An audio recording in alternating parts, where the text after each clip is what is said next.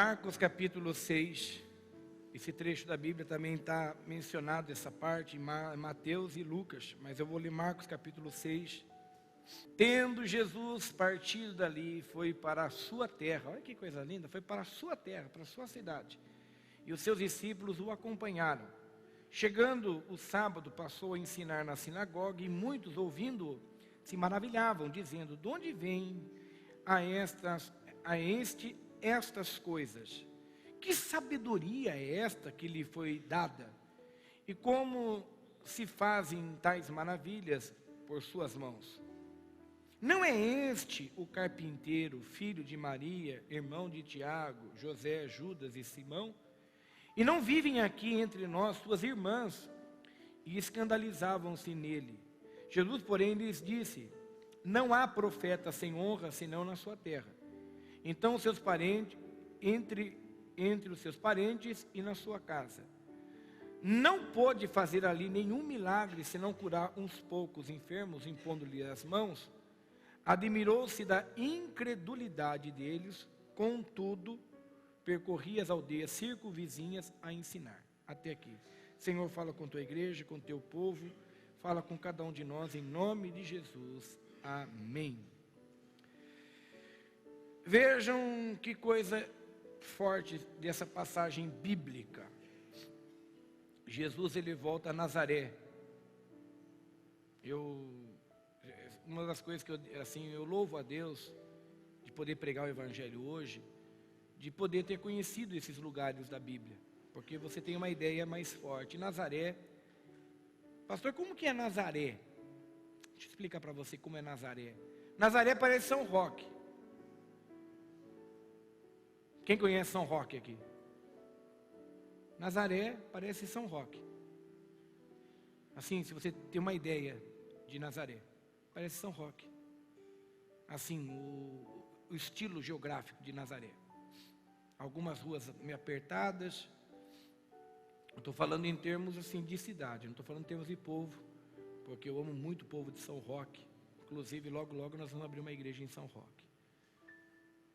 E nós, quando eu vejo essa passagem da Bíblia, Jesus, ele volta para Nazaré, ele volta para a sua terra. E quando ele chega em Nazaré, ele se reúne para falar da palavra de Deus. Ele vai numa sinagoga e muitos ouvindo se maravilhavam, dizendo: de onde vêm essas coisas? Que sabedoria é essa que lhe foi dada? Como se fazem tais maravilhas por suas mãos? No versos 2, eles falam de uma pessoa super poderosa por poderes que não é dele, humano. São poderes que vêm de Deus, ou a pessoa é Deus, como é o caso de Jesus. Porque ele fala assim: da onde vêm essas coisas? Que sabedoria é essa que lhe foi dada? E como se fazem tais maravilhas por suas mãos? Que esses 3 pontos eu procuro muito que Deus coloque na minha vida. E na vida dos meus pastores, dos obreiros da igreja. Quando eu falo dos meus pastores, são os pastores que servem a Catedral Evangélica para a obra de Deus. Eu gostaria que todos nós tivéssemos isso que Jesus aqui foi mencionado pelos seus conterrâneos, que perguntam: de onde vêm estas coisas? Que sabedoria é essa que lhe foi dada? E como se fazem tais maravilhas por suas mãos? Até aí eles estão apenas com dúvidas. Até aí é uma dúvida que poderia ser normal para qualquer um de nós. Até aí Deus não se importou, Jesus não se importou. Mas agora começa aqui uma depreciação de Jesus por parte deles. Versos 3 ele diz: não é este o carpinteiro, filho de Maria, irmão de Tiago, José, Judas e Simão? Aqui também cai uma teoria muito forte. É importante vocês entenderem que Maria era virgem até o momento em que teve Jesus. Jesus foi concebido por Maria, ela não conhecendo homem algum, não conhecendo José. Depois que ela tem Jesus Cristo, José, já então casado com ela, eles têm um momento de um casal, isso é fato, isso ninguém pode refutar porque é bíblico. Maria tem uns momentos de relação com José e vice-versa, E aqui é bem claro isso. Não é esse o filho de Maria? Está aqui. Irmão, Jesus teve irmãos. Tiago, José, Judas e Simão. Só de homens eu estou falando em 4. E não vivem aqui entre nós suas irmãs. Eles falam no plural, nem no singular. É no plural. Jesus teve irmãs. E eles mesmos dizem, não vivem aqui as suas irmãs. Então Jesus tinha uma família grande. José e Maria fizeram uma família grande. E escandalizavam-se dele. Na realidade, eles se escandalizavam de Jesus. Quando era para eles admirarem Jesus, eles se escandalizavam de Jesus. Jesus, porém, lhes disse, não há profeta sem honra, senão na sua terra, entre os seus parentes e na sua casa. Não pôde fazer ali nenhum milagre, senão curar uns poucos enfermos, impondo-lhe as mãos. Verso 6 diz, admirou-se Jesus da incredulidade deles. Ouça aqui. Irmãos, se tem uma coisa que Deus quer que você e que nós possamos ter, quem está me assistindo, é um coração maleável. Muitas vezes nossa incredulidade, ela nos faz pessoas depressivas, angustiadas, porque o coração é pedrificado. Se tem uma coisa que eu trabalhei na minha vida, com esse percorrer dos tempos, é não deixar o meu coração se pedrificar. Eu convivi com muitas pessoas, eu convivi com pastores renomados, que se eu for aqui citar para vocês, eu convivi com esses pastores que Deus me deu o privilégio de conviver um pouco com eles. Um exemplo, eu fui motorista durante 2 dias do pastor Silas Malafaia. Eu convivi com o pastor, eu viajei com ele, só eu e o pastor Silas Malafaia viajamos junto, eu dirigindo com o pastor Silas. Eu já andei, tive contato, hoje ele é um deputado, o pastor Marco Feliciano. Quantas vezes nos encontrar em aeroporto, viajando juntos, o pastor Marco Feliciano. Nós somos praticamente, acho que nós temos se não me falha a memória, a mesma idade nós temos, eu e o pastor Marco Feliciano. E outros mais que se eu for aqui dizer para vocês que eu fui motorista, porque eu trabalhava numa parte do conselho da igreja, e eu então ia buscar um palestrante, eu ia trazer, levava para o hotel, colocava no hotel, quantas pessoas, então a gente conversava. Então eu vi muitas pessoas que me edificaram, teve muitas pessoas que fez com que minha fé crescesse, e eu vi muitas pessoas que se eu não tivesse um controle emocional, eles iriam pedrificar o meu coração pelas palavras deles. Mas eu nunca deixei que as palavras atingissem meu coração ou a minha vida. Fiz história, e por se formar em história, é uma área muito conturbada, porque a história você vai lidar com história, você vai lidar com antropologia, você vai lidar com coisas que você vai pegar professores que de repente não acreditam na criação. Eu tive professores meus que de repente não tinham princípios criacionistas. O que é princípios criacionistas? Acreditar que Deus fez o universo. E então, o que eu fiz? Eu fiz uma faculdade, mas eu não deixei que aquelas aulas que de repente mexessem com a minha fé, mexessem com o meu coração. Porque a coisa mais difícil de se lidar é com uma pessoa incrédula. O que é uma pessoa incrédula? É aquela que não quer acreditar. Ela está vendo, ela está presenciando, mas ela endureceu o seu coração. Ela pedrificou o seu coração. Ela não quer mudar de vida.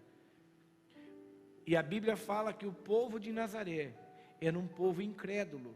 Eles não acreditavam, mesmo eles vendo o que Jesus estava fazendo, mesmo ele ouvindo Jesus, mesmo eles ouvindo, até eles diziam assim: de onde vêm essas coisas? Que sabedoria é essa que lhe foi dada?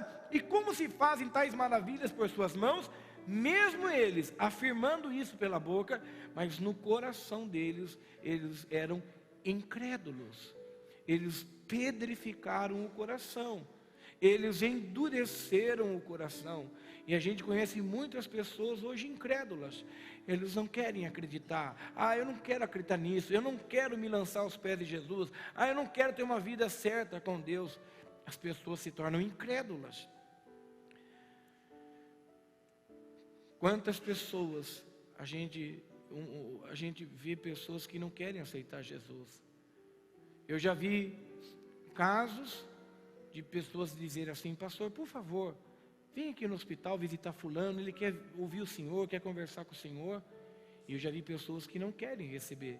Por isso que tem vezes que quando você convida um de nós pastores para ir no hospital, é importante você saber se aquela pessoa que está doente, ela quer receber realmente uma visita de um pastor, se a família autorizou. Porque muitas vezes você, com o coração sensível, nossa, meu vizinho está no hospital, ai, que judiaçãozinho, ai, minha vizinha lá está com um problema sério, o filhinho dele foi operado, ai, vou mandar o pastor lá e visitar.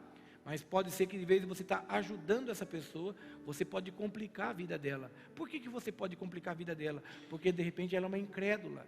E a gente vai lá, já aconteceu comigo isso. A gente chega lá, olha, eu vim fazer uma visita. O que você vai fazer aqui? Não, alguém pediu para mim fazer uma visita para o seu filho, para o senhor. Não, mas eu não chamei nenhum pastor. Mas pediram para que eu viesse aqui. Não, eu não quero oração. E pode até ser que se a gente forçar muito, aquela pessoa, ela blasfemar contra Deus. Já aconteceu isso.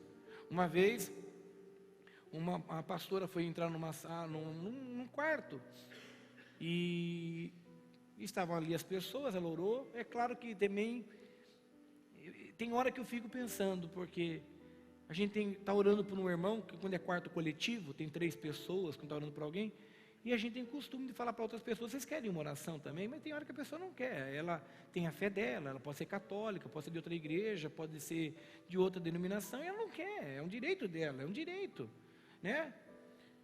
Então eu tenho muita sensatez com isso. Tem gente que fala assim: nossa, o pastor Flávio é metido, veio aqui no hospital, orou só por um e foi embora. Porque eu não sei se aquela pessoa quer a oração. De repente eu vou falar: você quer uma oração? Ela fala: não quero saber nem do que você está fazendo aqui. Não por ser grossa comigo, para mim isso pouco importa, a gente já é vacinado com essas coisas. Eu tenho medo que ela blasfeme contra Deus, eu tenho medo que ela blasfeme contra a fé em Cristo Jesus. Então eu tenho medo de levar a pessoa a um erro. Então essa pastora foi lá visitar uma pessoa ali, né, que estava no hospital, orou, nisso tem um senhor do lado, e ela foi querer ser a bonagente, e chegou para aquele senhor e falou assim: o senhor aceita que eu faça uma oração? Não leve em susto, mas ele deu um grito: não! Assim mesmo, você levou susto? Foi o que ela fez. Ela disse que levou um susto, que ele deu um grito: não! E ela continuou forçando, errou. Ah, mas Jesus, não! E ela começou: mas Jesus quer fazer, não! Olha quantos não ele deu para Jesus. E aí que me preocupo como pastor. Muitas vezes eu estou levando aquela pessoa mais ainda a negar Jesus. E se ela morrer, meu Jesus Cristo amado, ela se complicou totalmente, porque ela negou. Jesus fala assim: você teve oportunidade, você disse vários nãos para mim. Então tem quantas pessoas falam não? Eu contava na sexta-feira, eu não terminei de ouvir o testemunho do pastor. Eu estava assistindo um programa de televisão, um pastor muito abençoado falando na televisão, e ele estava contando que um dia o filho de um senhor que estava muito doente, a medicina desenganou ele, deu alguns dias de vida para o homem. O homem, acho que é o tumor que tinha tomado conta do corpo dele, e a medicina falou, os médicos falaram assim: leva para casa, para que o seu pai morra dentro de casa, que aqui nós não temos mais o que fazer. E que ele morra junto com a família. E o filho ficou desesperado, foi lá e chamou o pastor, falou: pastor, por favor, vai na minha casa, meu pai está morrendo, e pelo menos, eu sei que ele vai morrer, mas pelo menos que morra salvo com Cristo Jesus. E o pastor foi, e quando o pastor foi, o homem, irmãos, começou a maltratar o pastor. E eu, pastor ali falando, falou: vim orar pelo Senhor. Falou: mas eu não quero receber oração. Eu vim falar de Jesus, mas eu não quero Jesus. Meu Deus. Aí chegou uma hora que o homem ligou a televisão, o pastor falando com ele, ligou a televisão. E quando ligou a televisão, estava passando o jogo, eu falei assim: ó, por favor, você está me atrapalhando, eu quero assistir o jogo de futebol. Meu Deus amado. Ainda por cima, o auxiliar do pastor não me pisa no cachorro de estimação do homem.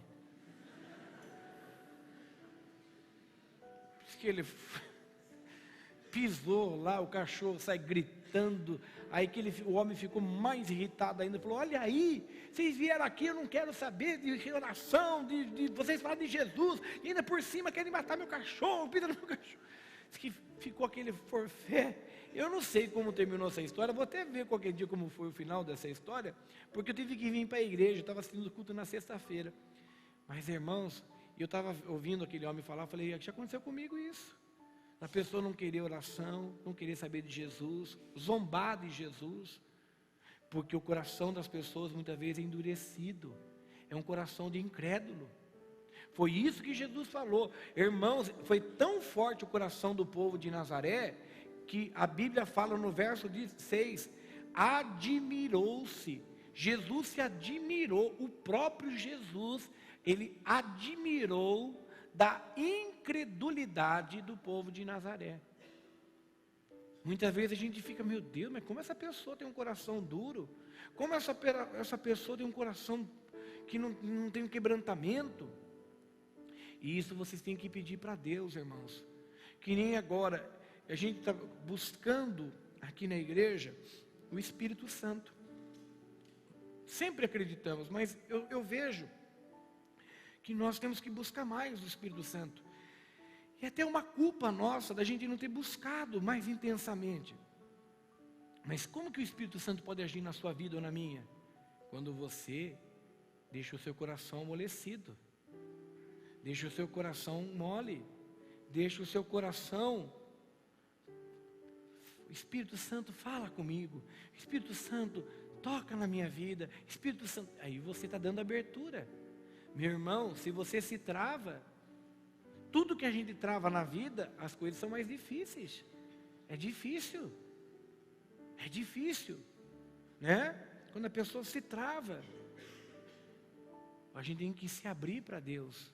Vem, ó Senhor, vem na minha vida, Jesus, e deixar o coração puro. Agora, se você ficar com incredulidade, que Satanás vem colocando isso na gente, dúvidas: mas será que é de Deus mesmo? O que vai acontecer agora? Não, mas por que vai fazer isso? Não, eu não vou fazer isso. O que você está fazendo? Você está dificultando Deus fazer um milagre, ou operar uma maravilha, ou até mesmo você ter uma experiência com Deus. Um exemplo, apenas um exemplo. Quem aqui já foi naqueles toboágua bonito que tem nesses parques aquáticos aí, de uns 7 metros, você vem e entra naquele cano e vai. Quem já fez nesse lugar aí? É gostoso? Quem foi e gostou? Fala: puxa, que experiência gostosa. Faz assim. No início dá medo? Quando você sobe, olha lá. Eu não sei aonde que eu fui uma vez, que eu não fui não. Eu subi até um certo ponto. Aí eu falei: eu vou descer. Eu falei: isso não é para mim não. Não vou não. Mas o que acontece? Meu coração endureceu. Estou dando um exemplo vulgar aqui para vocês entenderem. Vulgar que eu digo assim, simples. Mas meu coração endureceu. Eu podia lutar contra o meu coração. Eu podia falar assim: não, eu vou vencer esse medo. Eu vou lá, empurra alguém aí, vai. Vou fechar os olhos, seja o que for. Mas não, eu coloquei um monte de obstáculo e travou. Meu coração travou, irmãos. Meu coração está travado, não adianta. Assim também é a experiência com Deus. Quantas vezes nós travamos o coração, colocando um monte de obstáculos? Como que Deus pode agir? Como que Deus pode agir na sua vida, ou na minha, ou na nossa vida? Se eu travei o meu coração, coloquei um monte de incredulidade, um monte de dúvida, um monte de dúvidas dentro do meu coração, eu não vou conseguir fazer as coisas para Deus espontaneamente, porque está cheio de dúvida no meu coração, cheio de obstáculos. Não, eu estou tirando tudo isso da minha vida hoje. Por isso que quando eu comentei com vocês sobre redes sociais, as redes sociais são um dos maiores obstáculos para colocar dúvida, para colocar de repente, para endurecer o teu coração, para pedrificar o teu coração. De repente você vai lá, sai de um culto tão abençoado, um culto tão gostoso, um culto que Deus falou com a tua vida, e de repente alguém vai lá e escreve uma coisa contra o pastor, contra a igreja, contra o grupo de louvor, contra um irmão. Aí você já pedrifica o coração. Um exemplo: eu tenho pastores que eu admiro, um monte, e vira e mexe por ser pastores conhecidos, eles vão ter elogios e vão ter também crítica. Eu tenho um pastor que eu admiro muito, que ele é da Guatemala, e eu já vi muitos elogios dele, maioria de elogios, uma pessoa assim que eu tenho uma admiração enorme, mas pasmem vocês, eu já vi críticas, das críticas mais fortes que você pode ouvir. Se eu não tivesse uma experiência com Deus, e uma vida com Deus, um conhecimento, e uma vida até ministerial, eu me contaminaria. Porque é mais fácil eu acreditar nas críticas, do que eu acreditar na verdade. Então, o que aconteceria? Eu endureceria meu coração. Não, aquilo que me edifica, puxa, como é edificante, como é gostoso ouvir as mensagens que ele prega. Não vou ouvir mais não. Será que é tudo isso? O que acontece? Meu coração vai se tornando incrédulo. Incrédulo, foi isso que Jesus falou. O coração se tornou incrédulo. E a Bíblia fala que Jesus se espantou, admirou-se da incredulidade. Quantas pessoas incrédulas hoje? Quantas pessoas estão incrédulas? As pessoas estão endurecidas o coração. As pessoas estão com o coração endurecido, com raiva um do outro, com bronca um do outro, com ódio um do outro. Isso tudo vai endurecendo o coração. Irmãos, tudo são ingredientes que vai pedrificando o coração. Quando eu vou fazer um muro, o que eu uso? Tijolo, cimento, cal, não é assim? Quanto mais cimento, mais pedrificado vai ficando aquele muro. Assim também é a nossa vida. Quanto mais eu vou dando ouvido às coisas do mundo, eu vou ficando com raiva, fico com raiva desse, daquele, eu fico com raiva da outra, fico com raiva de não sei mais quem. Meu irmão, quando você vai ver, você está com o coração endurecido, você está com o coração pedrificado, um semblante carregado, um semblante que as pessoas têm medo de você. As pessoas não chegam próximo de você porque o teu semblante é um semblante carregado. Você já está com uma autodefesa, se alguém vir falar alguma coisa, você já dá uma resposta meio mal atravessada. E não é assim. Por isso que Jesus ele se admirou-se da incredulidade do povo de Nazaré. Ele se admirou porque eles estavam incrédulos. Por mais que eles soubessem que Deus agia através de Jesus, eles estavam incrédulos. Não deixa a incredulidade. Não deixa o seu coração ficar pedrificado.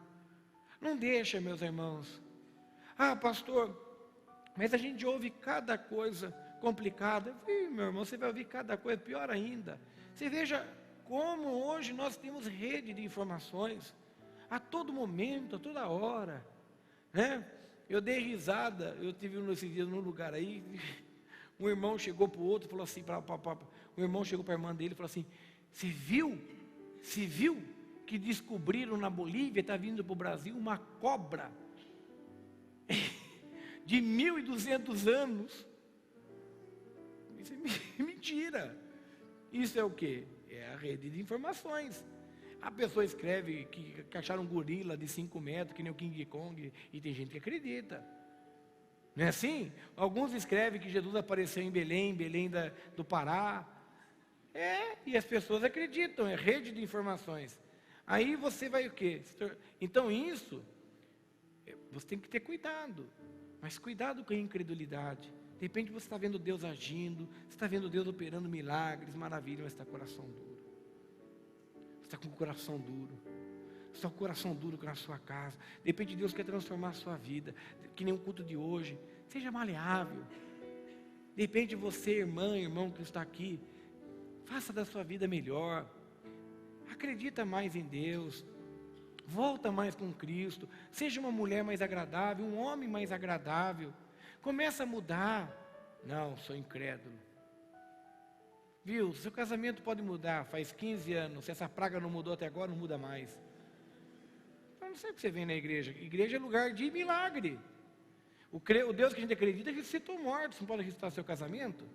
Não, pastor. Pau que nasce torto nunca se endireita. Na realidade, eu estou orando para que Deus leve ele. Deus leva você. Eu já fui num velório. Quer dizer, eu não estava na hora que a pastora falou, mas eu fui num velório uma vez, que quando ligaram para mim dizendo que a esposa do pastor tinha morrido, eu corrigi o pastor que me ligou. Falei, sim, você falou errado. Quem morreu foi ele. Mas não foi um caso desse não é que ele pediu a morte da esposa, longe disso. E aí ligaram para mim e falaram, a pastora faleceu. Eu falei, de jeito nenhum, quem faleceu foi o marido, porque ele que estava doente. E no velório, uma pastora falou, quando todo mundo pensava que ele que ia morrer, morreu ela. Imagine falar isso. Judiação do marido, também ouvi isso, né? E além de perder a esposa, tem que ouvir uma pastora falar que ele que tem que morrer. Mas eu já vi muitas coisas assim, viu, irmãos? Muitas vezes você fica desejando o mal dos outros aí, daqui a pouco é você que vai. Ô Senhor, me dá oportunidade. Tem gente que faz até plano, né? Até faz plano como vai chorar. Eu vou chorar um pouquinho, cheiro a hora que chegar e depois que não vai sair. Uma vez, aconteceu aqui na igreja, eu desci do altar, uma irmã me parou ali e falou assim, ai pastor, que culto maravilhoso, culto abençoado. Ai pastor, mas eu estou fazendo uma oração, eu sei que o senhor não vai gostar. Eu falei, eu não vou gostar? Quer dizer, não, o senhor não vai gostar. Eu falei, o que foi? Eu falei, pastor, eu não aguento meu marido, ele judia de mim, papapá, contou um monte de coisa. Eu estou orando para que Jesus leve ele. Foi sério isso, foi sério mesmo. Eu levei um susto, falei, claro que eu não vou gostar, que negócio é esse, eu vou orando para levar os outros, irmã? Ah, pastor, mas eu sei que o senhor não gostou, mas eu vou continuar orando. É a oração da senhora. E não é que o marido morreu? E o homem era ruim mesmo, viu, irmãos? Eu fui lá visitar o homem ruim. Mesmo doente e ruim, incrédulo. Não sei se ele morreu com Cristo, não sei, eu orei por ele e tal, não sei. Mas o que aconteceu foi pior ainda. Assim que ele faleceu, depois, alguns meses depois, ela descobriu um câncer que tomou o corpo dela inteiro e ela morreu também. Não que a gente deseje jamais isso para ninguém. Mas muitas vezes a gente, cuidado, irmãos. A gente tem que orar diferente. Muitas vezes a gente ora, é oração até do diabo coloca na sua vida. Oh Deus, leva ela, Pai. Leva ele, Senhor. Esse homem já está com hora extra aqui. Leva para que eu seja um pouquinho feliz. Oh Deus, não faz isso, irmãos. Ore diferente. Senhor, faça dele um príncipe na minha vida. Eu sei que é difícil, Pai, mas faz um príncipe na minha vida. Faz dela uma princesa, Senhor. Faz da minha família. De repente você tem problema lá com a família. Senhor, que a gente tenha paz na família. Que a gente possa ter almoços de bênçãos, jantares de bênçãos. Eu sei que tem hora que não é fácil. Mas o que eu e você viemos aqui buscar na igreja? Milagres. Bênção de Deus. Então Deus pode operar milagres. A Bíblia diz, ó quão bom e agradável é que os irmãos vivam em união. Ó quão bom e agradável é que os irmãos vivem em união. É tão bom a gente viver em união. É tão gostoso. Tem hora que eu fico lembrando de algumas coisas do meu passado, de pessoas que hoje, de repente, não temos aquela forte amizade como deveríamos ter, mas que um dia fomos grandes amigos. Dói, de repente. Puxa, gostava daquele irmão, daquela irmã, gostava daquela família, gostava do ministério que eu fazia parte, com certeza, até hoje continuo gostando. Puxa, tristeza tem hora, porque a gente não deseja isso para ninguém. Claro que tem coisas que são planos de Deus, mas se a gente puder reatar boas amizades, reatar amizade não significa convívio. Foi o caso dos irmãos de Esaú e Jacó. Eles estavam brigados. Um irmão ameaçou o outro de morte. Um irmão falou assim, eu vou matar você. Esaú ameaçou Jacó de morte. E quando eles se encontram, eles se abraçam, eles se perdoam, se conhecem as famílias. E depois a Bíblia diz que cada um continua a sua estrada. Meu irmão, se a gente pudesse entender, até quando você de cara virada para o teu cunhado, para a tua cunhada, para o teu pai, para a tua mãe, para o teu irmão? Até quando? Está chegando mais o Natal. Natal é uma coisa complicada. Como que vai ser o Natal? Que horas que o fulano vai na casa da sua mãe e do seu pai? Diz que vai chegar 11 horas, então marca as 3 para nós. É com hora marcada. Chega tal grupo. E o pior de tudo, quando todo mundo ainda se diz que é crente. Aí é a coisa mais maravilhosa. Todo mundo é crente. Que coisa feia. É ser fariseus, irmãos. É a gente ser incrédulo. Tem coisa que a gente tem que se desarmar. Deus, me dá um coração maleável. Me dá um coração, pedir para Deus, Deus me dá um coração maleável. Me dá um coração, eu não quero ter um coração pedrificado. Eu não quero ter um coração pedrificado, eu não quero mesmo. Eu quero ter um coração, até um coração que alguém pode me chamar até de bobo. Mas o senhor é bobo desta pessoa. Não tem problema. Não tem problema. Eu posso ser um bobo, mas pelo menos eu estou em paz no meu coração. Não deixa a ira, não deixa a raiva tomar conta de você, jamais.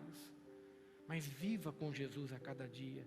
Ande com Jesus, para que você não seja como o povo de Nazaré. Nazaré foi a terra onde Jesus morou. Ele nasce em Belém, vai para o Egito, volta e habita em Nazaré. Em Nazaré foi a maior parte da vida dele, foi em partes em Nazaré. Em Nazaré, eles dizem, as pessoas, ele na sinagoga, que é uma igreja, e eles disseram assim: de onde vêm essas coisas? Quer dizer, essas coisas tão grandes que ele faz. Que sabedoria é essa que lhe foi dada? E como se fazem tais maravilhas por suas mãos? Quer dizer, eles percebem que ele tinha algo especial, mas nem tanto o coração tão duro, tão incrédulo. Eles dizem: não é este o carpinteiro, filho de Maria, irmão de Tiago, José, Judas e Simão? Não vivem aqui entre nós suas irmãs? E escandalizavam-se nele. Verso 6 diz: admirou-se da incredulidade deles. Eu não quero ser incrédulo. Eu não quero ser incrédulo. Outra coisa que eu quero dizer para encerrar.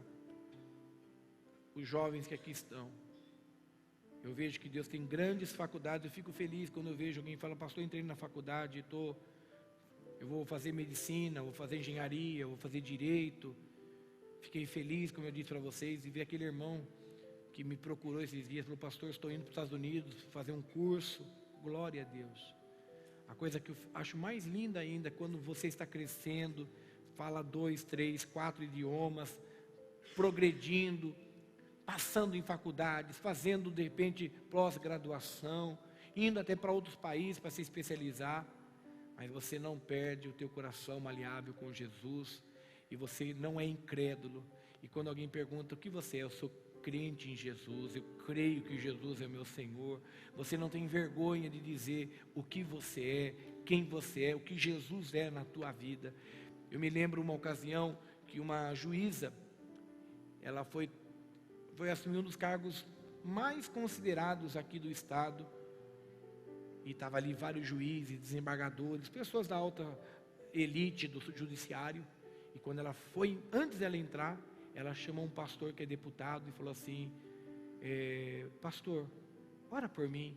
E aquele pastor levou um susto. Ele falou assim: eu sei que o senhor além de ser deputado, eu sei que o senhor é um pastor. Ora pela minha vida. Eu creio na palavra, eu creio em Deus. Mas dessa maneira que ela disse para ele, e ele orou por ela, antes dela entrar para assumir. Olha que coisa linda. Ela não esqueceu suas origens, ela era evangélica. Ela não esqueceu quem fez ela entrar naquele lugar. Mas quantas pessoas começam a crescer um pouquinho, o coração se torna duro, incrédulo, não acredita, passa a ser incrédulo para Deus e passa a acreditar no dinheiro, no poder, na ganância. Que Cristo reine na sua vida sempre. Se coloque em pé.